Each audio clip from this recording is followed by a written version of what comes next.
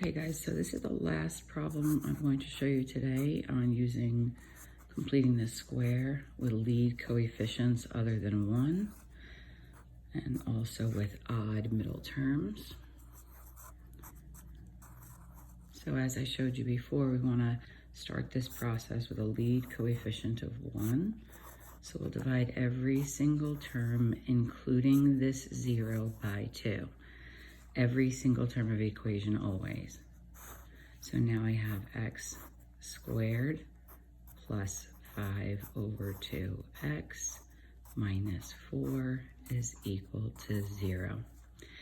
Now keep everything in fraction form because it really does make things a lot easier and more exact. So I'm going to add this 4 to both sides. So now I have my x squared plus my 5 halves x. I'm going to leave that space here because I know I'm going to make a perfect trinomial, and I have this number 4 here. Now, how do I find out what number is going to be added to both sides here? Is the same exact process as before. You're going to take 1/2 of the b is 5 halves in this case, and then we're going to square it. So half of 5/3 is 5 over 4. And when we square that, we get 25 over 16.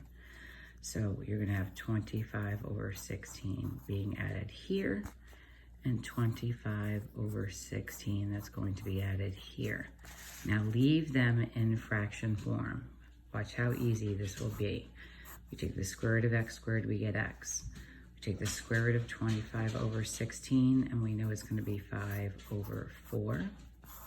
We know that middle term is going to be positive, and then that's going to be squared. This is a perfect trinomial, so I can write it as a binomial squared. If I actually multiplied this out, x plus 5 over 4 times x plus 5 over 4, I would actually get that trinomial, okay? So that's not part of this, I was just showing you on the side. And here, we are going to get this into 16. So we're going to multiply 4 times 16 over 16. Actually, that's not what I meant to say. I'm sorry. We're going to multiply 16 times 4. So we're going to have 64. We're going to change 4 to 64 over 16.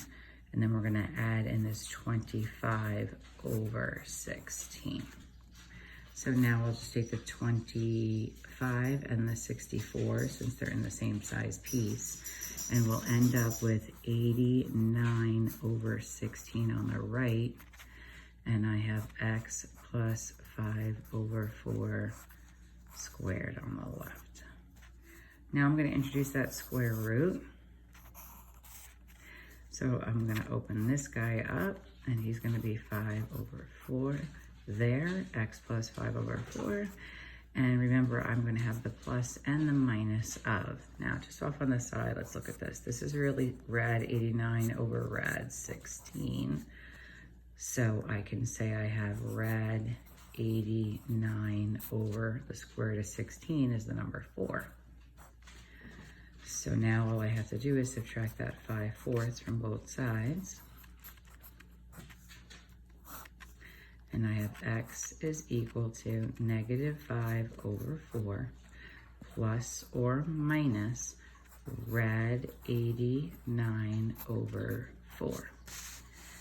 And there is a way you can actually combine this into one statement. Since they do have the same denominator, you can put the negative 5 plus or minus rad 89 together like that.